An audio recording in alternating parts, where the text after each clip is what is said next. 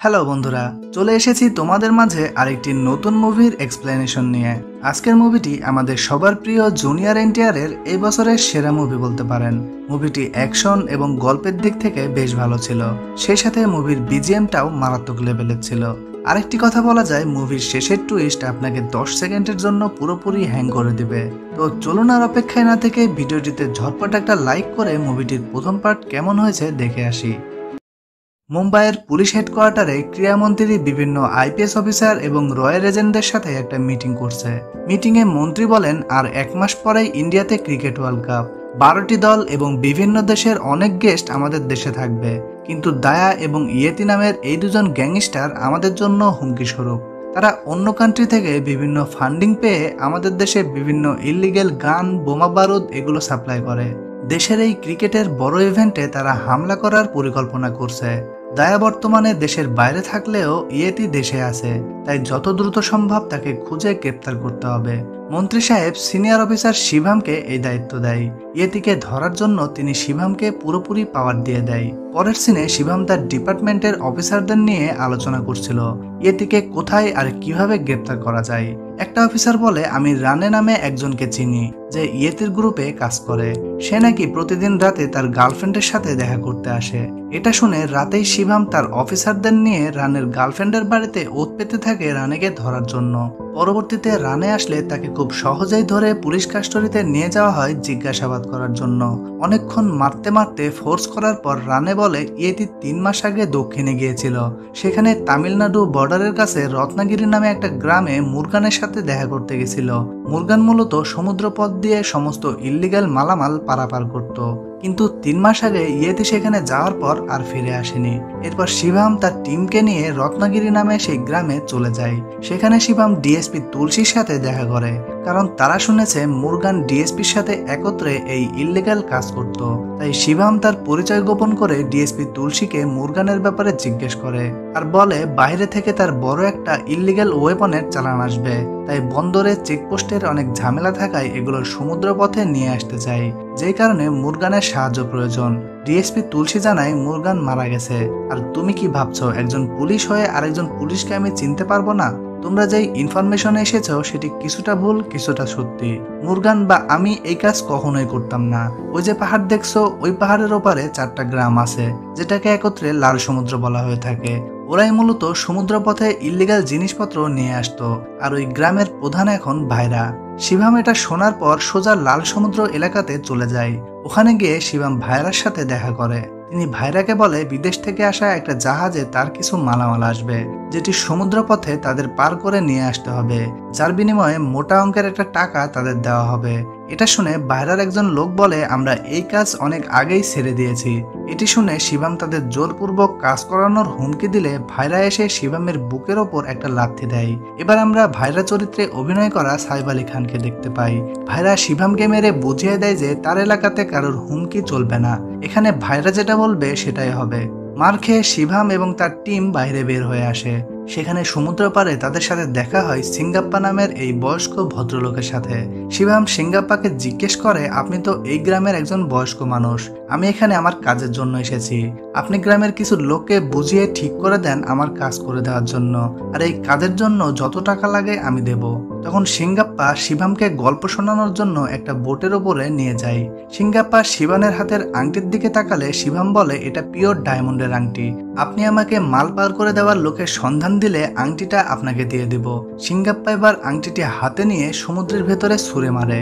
শিভামও সাথে সাথে তার আংটিটি খুঁজে আনার উদ্দেশ্যে সমুদ্রে লাফ দেয়, কিন্তু সমুদ্রে লাফ দেওয়ার পর শিভাম যেটি দেখে সেটি দেখার জন্য সে মোটেও প্রস্তুত ছিল না। এ যেন মানুষের কঙ্কালের এক রাজ্য। শিভাম এটি দেখে ভয় পেয়ে যায় আর সাথে সাথে উপরে উঠে আসে। এসেই সিঙ্গাপ্পাকে জিজ্ঞেস করে, পানির নিচে এত মরদেহ কাদের? সিঙ্গাপ্পা বলে, এই লাল সমুদ্রের পানিতে যেই ইল্লিগাল কাজ করবে তার অবস্থা ঠিক পানির নিচের ওই সকল কঙ্কালের মতোই হবে। শিভাম জানতে চায় ওদেরকে কে মেরেছে আর এর পেছনের আসল ইতিহাসটা কি। সিঙ্গাপ্পা বলে, এই গল্প শুনতে হলে তোমাকে আগে আমাদের পূর্বের ইতিহাস জানতে হবে। এই বলে তিনি সেই ইতিহাস বলতে শুরু করে। তিনি বলে অনেক বছর আগে এই জায়গাটিতে একটা শক্তিশালী রাজ্য ছিল। এই রাজ্যের সেনারা এতটাই শক্তিশালী ছিল যে যে কোনো যুদ্ধ বা আক্রমণে তারা সব সময় জয়লাভ করত। এরপর ইংরেজরা আক্রমণে আসলে তাদেরকেও যোদ্ধারা বিতাড়িত করেছিল, কিন্তু একের পর এক এমন রক্তক্ষয়ী যুদ্ধের কারণে তাদের রাজ্য ব্যাপক পরিমাণে ক্ষতিগ্রস্ত হয়েছিল, যেই কারণে তাদের রাজ্য ভাগ হয়ে গেছিল এবং যোদ্ধারা 4টি গ্রাম প্রতিষ্ঠা করেছিল। প্রত্যেকটা গ্রামের একজন করে প্রধান নির্বাচন করা ছিল। তখন তারা বাঁচার তাগিদে সমুদ্রে মাছ ধরে তাদের জীবিকা নির্বাহ করত। কিন্তু আস্তে আস্তে প্রজন্মের পরিস্থিতি খারাপ হতে থাকে, যেটি সব থেকে খারাপ রূপ ধারণ করে 12 বছর আগে। সেই সময় গ্রামে মুরগান এবং তুলসী নামের দুজন মানুষ আসে।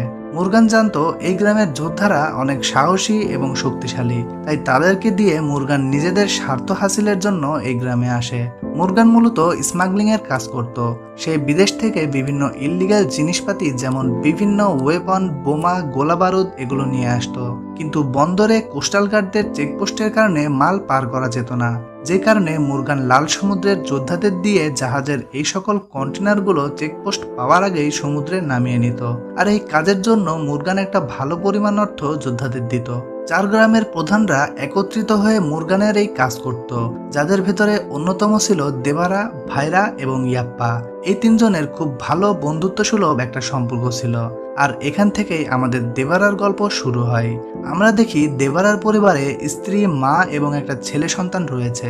সেই সাথে দেবারার স্ত্রী এই মুহূর্তে প্রেগনেন্ট, যেই কারণে পরবর্তীতে তার একটা মেয়ে সন্তানও হয়। দেবারা তার পরিবার এবং গ্রামের সকল লোকজনদের নিয়ে অনেক সুখী ছিল। 4টি গ্রামের সকল লোকজনদের নিয়ে তারা সমুদ্রে যে কাজ করত সেই কাজ করে তারা স্বাচ্ছন্দ্যে জীবনযাপন করতে পারত।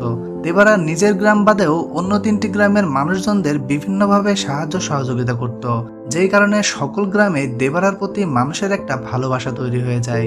গ্রামের একটা অসহায় বাবা মারা যাওয়া ছেলের পড়াশোনার সাহায্য করার জন্য দেবারা তার মার হাতে কিছু টাকা দেয়। ছেলেটির বাবা মারা যাওয়ার কারণে দেবারা ছেলেটিকে নিজের ছেলের মতোই ভালোবাসত। বছরের এই সময়ে দেবারাদের 4টি গ্রামের ভেতরে একটা উৎসবের রীতি ছিল, যেই উৎসবে 4টি গ্রামের সব থেকে শক্তিশালী যোদ্ধাদের মধ্যে একটা প্রতিযোগিতা হতো।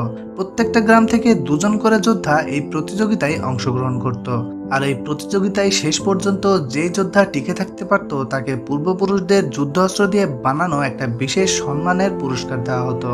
গত কয়েকবার এই পুরস্কার দেবারার কাছেই ছিল, আর প্রতিবারের মতো এবারও হাড্ডাহাড্ডি লড়াইয়ে ভাইরাকে হারিয়ে দেবারা সম্মানের পুরস্কারটি জিতে নেয়।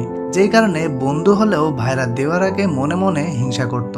পরের সিনে আমরা সেই বাবা মরা ছেলেকে দেখি, যে পড়াশোনার জন্য গ্রাম থেকে শহরে যাচ্ছিল। এই সময় ছেলেটির গাড়িটি কিছু ডাকাতের কবলে পড়ে। ডাকাতগুলি বোম দিয়ে বাসে একটা বিস্ফোরণ করায়। বিস্ফোরণের পর যেই মানুষগুলো বেঁচে ছিল তাদেরকে গুলি করে মেরে ফেলে। এরপর তাদের সমস্ত মালামাল লুট করে চলে যায়। এই বিস্ফোরণে ছেলেটি মারা যায়, আর ছেলেটির মা তার শেষ সম্বলটুকু হারিয়ে প্রচন্ড কাঁদতে থাকে।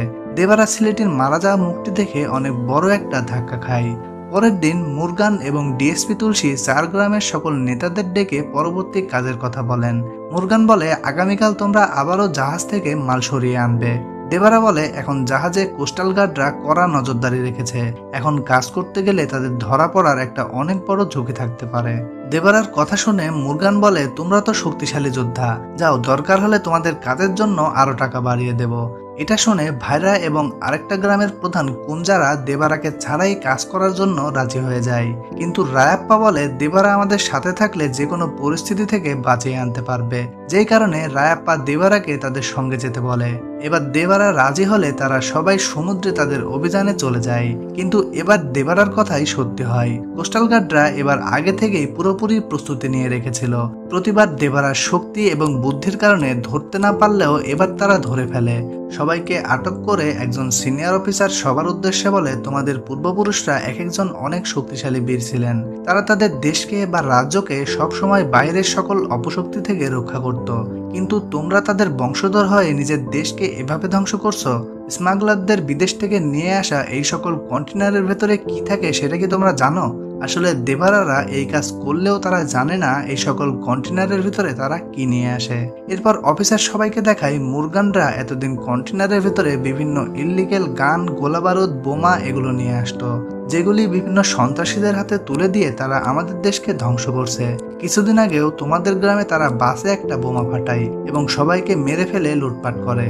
দেবারা তখন অফিসারের এই কথা শুনে চমকে যায়, কারণ সেই ছেলেটি ওই বাসেই মারা গেছিল। অফিসারের এই কথাগুলো শুনে দেবারা বুঝতে পারে তারা এতদিন যেটি করেছে সেটি অনেক বড় ভুল কাজ করেছে। সেই সাথে মনে মনে শপথ করে সে এই কাজ আর করবে না। অফিসার কথাগুলি বলতে বলতেই ভাইরা কুঞ্জারা সহ তাদের লোকজন কোস্টাল অফিসারদের ওপর হামলা করে, কিন্তু দেবারা এবার নিজেই তার সঙ্গীদের প্রতিহত করে এবং সবাইকে ফিরে যেতে বলে। দেবারার কথা শুনে এবারের মতো সবাই এক এক করে সমুদ্রে লাফ দিয়ে চলে যায়। আর দেবারা যাওয়ার আগে সিনিয়র অফিসারটিকে কথা দিয়ে যায় সে আর কখনো এই কাজ করবে না এবং কাউকে করতেও দেবে না। এরপর মালামাল নিয়ে সবাই গ্রামে আসলে মুরগান তার মালামাল নিয়ে যেতে চায়, কিন্তু দেবারা তাকে কোনোভাবেই ইল্লিগেল মালামালগুলো দিতে চায় না। সেই সাথে মালামালগুলো একাই কন্টেনার সহ ধাক্কা দিয়ে পাহাড়ের নিচে ফেলে দেয়। দেবারা 4 গ্রামের সবার মাঝে বলে দেয় আজকের পর থেকে মুরগানের কথায় জাহাজ থেকে কোনো ইল্লিগেল মালামাল তারা আর নামাবে না। লাল সমুদ্রের বুকে সে আর কোনো ইল্লিগেল কাজ কাউকে করতেও দেবে না। এখন থেকে সবাই শুধু সমুদ্রে মাছ ধরে তাদের জীবিকা নির্বাহ করবে। দেবারার এই সিদ্ধান্ত ইয়াপ্পা মেনে নিলেও বাকি আর 2 গ্রামের প্রধান ভাইরা এবং কুঞ্জারা মেনে নেয় না।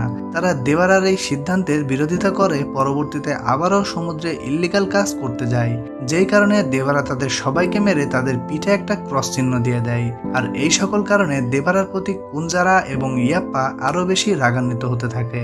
এই সব কিছুর পরেও ভাইরা এবং কুঞ্জারার গ্রামের লোকেরা অনেকেই সমুদ্রে ইল্লিগেল কাজ করার জন্য চেষ্টা করে, কিন্তু কোনোভাবে তারা দেবারার জন্য সফল হতে পারত না।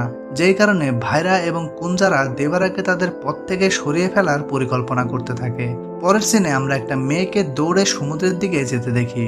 মেয়েটি আত্মহত্যা করার জন্য সমুদ্রে নামতে যাচ্ছিল, যাকে দূর থেকে ভাইরা দেখতে পেয়ে বাঁচিয়ে নিয়ে আসে। মেয়েটি রায়াপ্পার ছোট বোন, যে জন্ম থেকেই অন্ধ ছিল।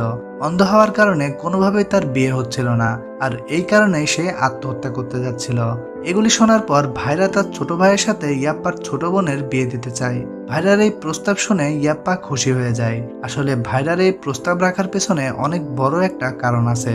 ইয়াপ্পার সাথে আত্মীয়তার সম্পর্ক করে দেবারাকে ফাঁদে ফেলানোই ভাইরার মূল উদ্দেশ্য, কারণ ইয়াপ্পা দেবারাকে সবসময় সাপোর্ট করত। যাই হোক, পরবর্তীতে বিয়ে ঠিক হলে ইয়াপ্পা বিয়ের দাওয়াত দেওয়ার জন্য দেবারার বাড়িতে যায়। ইয়াপ্পার বোনকেও দেবারা নিজের বোনের মতো ভালোবাসত, তাই বিয়ের দিন ছোট বোনকে আশীর্বাদ করতে দেবারা সেখানে উপস্থিত হয়ে যায়। এদিকে বিয়ের অনুষ্ঠানে ভাইরা এবং কুঞ্জারা সহ তার লোকেরা একটা মাস্টার প্ল্যান সাজিয়ে রাখে। সমস্ত বিরোধ ভুলে গিয়ে 4 গ্রামের নেতারা মদ খেতে থাকে। সেই সাথে দেবারাকে তারা বেশি করে মদ খাইয়ে দেয়, আর এখান থেকে সরিয়ে সমুদ্র পাড়ে নিয়ে যাওয়ার জন্য এমন কথা ছড়ায় যে কে বা কারা সমুদ্রের বুকে আবারও ইল্লিগাল কাজ করার জন্য তৈরি হচ্ছে। এই কথা শুনে দেবারা এই অতিরিক্ত নেশাগ্রস্ত অবস্থায় সমুদ্র পাড়ে চলে যায়, কিন্তু সেখানে গিয়ে দেবারা কাউকে দেখতে পায় না। আসলে এই সবকিছুই ভাইরার প্ল্যান ছিল। সমুদ্র পাড়ে কাউকে দেখতে না পেয়ে দেবারা এভাবে চোখ বন্ধ করে শুয়ে থাকে। একটু পরেই এক এক করে ভাইরা এবং কুঞ্জারার অনেক লোকজন বড় বড় অস্ত্র নিয়ে দেবারাকে মারার জন্য চলে আসে। সবাই দেবারার ওপর হামলা করবে, ঠিক এই টাইমেই দেবারা বুঝতে পারে দেবারা অনেক শক্তিশালী হওয়ায় এক এক করে সবাইকে এভাবেই মারতে থাকে এবং সবার পিঠে ক্রস চিহ্ন এঁকে দেয়। এক পর্যায়ে সে সবাইকে মেরে ফেলে পুনরায় এই লাল সমুদ্রকে জাগিয়ে তোলে। পরের দিন সকালে 3 গ্রামের প্রধান সহ আরো লোকজন এখানে চলে আসে। একসাথে এতগুলি লাশ দেখে সবাই ভয় পেয়ে যায়। সেই সাথে পাথরের ওপর সবার উদ্দেশ্যে দেবারা একটা কথা লিখে যায়, যেখানে লেখা ছিল দেবারা গ্রাম ছেড়ে চলে গেছে, কিন্তু সে সব গ্রামের মানুষের উপরেই নজর রাখবে। সেই সাথে সমুদ্রে যে অবৈধ কাজ করবে দেবারা তাদের সবাইকে মেরে ফেলবে। এভাবেই দেবারা সবার উদ্দেশ্যে এই কথা লিখে যায়। দেবারার এই হুঁশিয়ারি আর এতগুলো লাশ দেখে সবাই ভয়ে সমুদ্রে মালামাল পারাপারের এই অবৈধ কাজ একেবারে ছেড়ে দেয়। এবার 4 গ্রামের মানুষজন সবাই সমুদ্রে মাছ ধরে দিন পারাপার করতে থাকে। এভাবেই কেটে যায় 12 বছর। দেবারার ছেলে এখন অনেক বড় হয়ে গেছে, যার নাম থাকে ভাড়া। আমরা দেখি দেবারার ছেলের চেহারা পুরোপুরি তার বাবার মতোই। ভাড়া বাড়িতে গেলে দেখে তার দাদি এবং মা দেবারার ব্যাপারে কথা বলছে। তারা বিশ্বাস করে একদিন দেবারা তাদের সাথে এসে দেখা করবে। ভাইরা অনেক শক্তিশালী এবং সাহসী থাকলেও তার ছেলে ভাড়াকে দেখি সে একটু ভীতু টাইপের মানুষ। পরের সিনে ভাইরাকে দেখানো হয়। আমরা দেখতে পাই 12 বছর ধরে দেবারার প্রতি তার রাগ মনের ভিতরে পুষে রেখেছে। যারা দেবারার হাতে সেদিন মারা গেছিল তাদের সবার ছেলেকে ভাইরা নিয়ে এসে নিজের মতো করে মানুষ করে। তাদের সবাইকে ছোট থেকেই বিভিন্ন ধরনের প্রশিক্ষণ দিয়ে অনেক শক্তিশালীভাবে গড়ে তোলে। আর তাদেরকে এভাবে গড়ে তোলার পেছনে ভাইরার একমাত্র কারণ হচ্ছে দেবারাকে শেষ করা। তাই সব সময় ভাইরা দেবারার বাড়ির দিকে নজর রাখতো। একদিন দেবারার মা অনেক অসুস্থ হলে দেবারা তার মাকে দেখতে আসে, আর ভাইরা সুযোগ বুঝে দেবারাকে মারার জন্য ঘরের ভিতরে ঢুকে যায়। কিন্তু ভাইরার লোকজন সেদিন দেবারাকে ধরতে পারে না।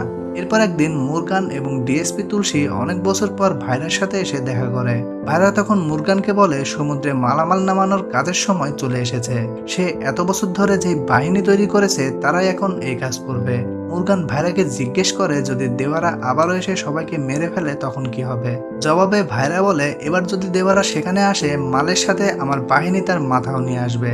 মুরগান ভাইরার এই কথা শুনে আবারও পরের সপ্তাহে তাদের মাল নামানোর কাজ দেয়। ভাইরা এবার অন্যভাবে বুদ্ধিমত্তার সহিত কাজ করে।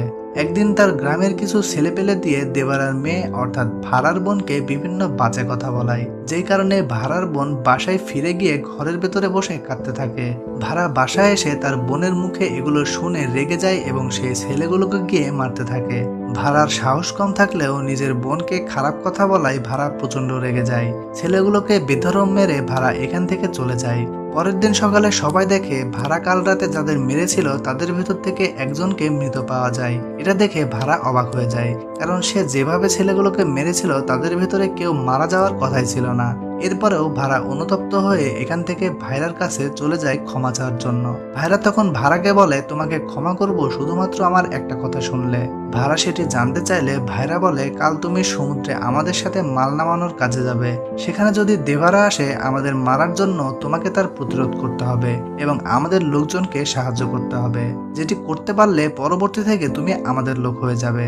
ভাড়া তার কথায় রাজি হয়ে যায়। পরের দিন ভাইরাল লোকজন ভাড়াকে নিয়ে সেই সমুদ্রে মাল নামানোর জন্য যায়। বোট থেকে লাফ দিয়ে তারা জাহাজে উঠে কন্টেনারগুলো সমুদ্রে নামিয়ে দেয়। এরপর পানিতে অনেক বড় বড় ঢেউ উঠলে সবাই ভাবে হয়তো দেবারা এখানে চলে এসেছে, কিন্তু একটু পরে দেখা যায় অনেক বড় একটা হাঙর ঢেউয়ের সাথে লাফ দেয়। কিছুক্ষণ পর ভাড়া যেই বোটে বসেছিল সেই বোটে আগুন লেগে যায়, যেই কারণে ব্লাস্ট হওয়ার আগেই সবাই ওই বোট থেকে লাফ দেয়। বোটের সবাই পানির নিচে যাওয়ার পর কেউ একজন এক এক করে সবাইকে মারতে থাকে এবং তাদের পিঠে ক্রস চিহ্ন এঁকে দিতে থাকে। আমরা দেখতে পাই এখানে দেবারা চলে এসেছে। ভাড়া সবার লাশগুলো এক এক করে উপরে বোটে তুলে দিতে থাকে। আর তখনই ভাইরার একজন লোক বলে তুই গিয়ে তোর বাবাকে খুঁজে নিয়ে হত্যা কর। এই বলে তারাও উপর থেকে লাফ দেয় দেবারাকে মারার জন্য, কিন্তু দেবারা সবাইকে এক এক করে মারতে থাকে এবং পিঠে ক্রস চিহ্ন এঁকে দিতে থাকে। এক পর্যায়ে ভাইরার লোকজনের শেষ লাশটি নিয়ে ভাড়া উপরে উঠে আসে। এখানে আমরা ছোট্ট একটা ফ্ল্যাশব্যাক দেখতে পাই। ভাড়া যখন ভাইরাল লোকজনের সাথে মাল নামানোর কাজে আসে ঠিক তখনই ভাড়ার মা সিঙ্গাপ্পার কাছে যায়। তিনি সিঙ্গাপ্পাকে বলে ভাইরাদের লোকজনের সাথে ভাড়া সমুদ্রে যাচ্ছে মাল নামানোর কাজে, কিন্তু সমুদ্রে কোনো অবৈধ কাজ হতে দিবে না বলে দেবারা প্রতিজ্ঞা করেছিল। যদি ভাড়ার কোনো ক্ষতি হয়ে যায় দয়া করে আপনি ভাড়াকে ফেরত নিয়ে আসার একটা ব্যবস্থা করুন। তখন সিঙ্গাপ্পা ভাড়ার মাকে এমন একটা কথা বলে যেটি শুনে আমরা দর্শকরা পুরোপুরি চমকে যাই। সিঙ্গাপ্পা বলে এতদিন লাল সমুদ্রকে রক্ষা করার মানুষটি তোমার স্বামী দেবারা নয়, তোমার ছেলে ভাড়া। আর এতদিন সবার ভেতর থেকে কথাটি লুকিয়ে রাখা হয়েছিল এই কারণে যে সবার ভেতরে যেন ভাইরার ভয়টা থাকে। বন্ধুরা, টুইস্ট এখানেই শেষ নয়, এরপর আরো বড় টুইস্ট অপেক্ষা করছে। 12 বছর আগে যেদিন ভাইরা এবং কুমজারার গ্রামের লোকজনদের দেবারা মেরেছিল সেদিনই দেবারা মারা যায়, কিন্তু আমরা তো দেখলাম সেদিন দেবারা সবাইকে মেরে ফেলেছিল। তাহলে তাকে কে মারলো? এবার আমরা জানতে পারি সেদিন আসলে দেবারা তার ছেলের হাতে মারা গেছিল। মানে ভাড়াই তার বাবাকে সেদিন মেরে ফেলেছিল এবং পাথরে সেই সতর্কবার্তাটি লিখে রেখেছিল। কিন্তু ভাড়া কেন তার বাবাকে সেদিন মেরে ফেলেছিল? এটা কি গ্রামের মানুষজনকে খারাপ কাজ থেকে দূরে রাখতে দেবারার বলিদান ছিল, নাকি অন্য কোনো কারণ? সেই প্রশ্নটা কিন্তু থেকেই যায়। ছোট্ট ফ্ল্যাশব্যাক শেষ হলে আমরা দেখতে পাই ভাড়া সবাইকে মেরে তাদের লাশের স্তূপের নৌকাটি তীরে এনে রাখে। সিঙ্গাপ্পা তখন ভাড়ার সামনে এসে উপস্থিত হয়। ভাড়া বলে সকল গ্রামের মানুষজনের ভেতরে আমার বাবার ভয়টা এভাবেই জাগিয়ে রাখতে হবে, কাউকে আসল সত্যটা জানানো যাবে না। আমি যেহেতু সবার সাথে এই অবৈধ কাজে গেছিলাম সেহেতু আমাকেও এর শাস্তি পেতে হবে, তা না হলে সব গ্রামের মানুষজনদের কাছে আমার বাবার সম্মান নষ্ট হবে। তারা ভাববে দেবারা সবাইকে মেরে ফেলেছে কিন্তু তার সন্তানকে মারেনি। এই কথা বলে সিঙ্গাপ্পার সামনে ভাড়া নৌকার ভেতরে চাকু ঢুকিয়ে নিজেকে খুব খারাপভাবে আঘাত করে এবং সবার মতো তার পিঠেও ক্রস চিহ্ন এঁকে নেয়। সিন এবার বর্তমানে আসলে আমরা দেখি সিঙ্গাপ্পা এই সকল কাহিনীগুলি পুলিশ অফিসার শিবামকে বলছে, আর এখানেই দর্শকদের ভিতরে অনেক প্রশ্ন রেখে মুভির প্রথম পার্টের কাহিনী শেষ হয়ে যায়। এখন প্রশ্ন হচ্ছে, দেবারা কি আসলেই তার ছেলের হাতে চাকু দিয়ে নিজেকে বলিদান করলো, নাকি এর পিছনে অন্য কোনো কারণ আছে? সেই সাথে মুভির শেষ সিনে নিজেকে আঘাত করে ভাড়া যে মাটিতে লুটিয়ে পড়লো, ভাড়া কি আসলেই মারা গেল, নাকি সুস্থ হয়ে মুভির পরের পার্টে আবারও বেঁচে ফিরে উঠবে? এদিকে মুভির প্রথম সিনে ক্রীড়ামন্ত্রী যে গ্যাংস্টার দায়া এবং ইয়েতির নাম বলল, তাদের কি আবার দ্বিতীয় পার্টে দেখা যাবে? এই সকল প্রশ্নের উত্তরের জন্য আমাদের দেবারার দ্বিতীয় পার্ট পর্যন্ত অপেক্ষা করতে হবে। তো বন্ধুরা, মুভিটি কেমন লাগলো সবাই কমেন্টে জানিও, আর ভালো লাগলে ভিডিওটিতে দয়া করে একটা লাইক করে দিও। আজকের মতো বিদায় নিচ্ছি, পরের ভিডিওতে আবারও দেখা হচ্ছে। Tata, bye bye.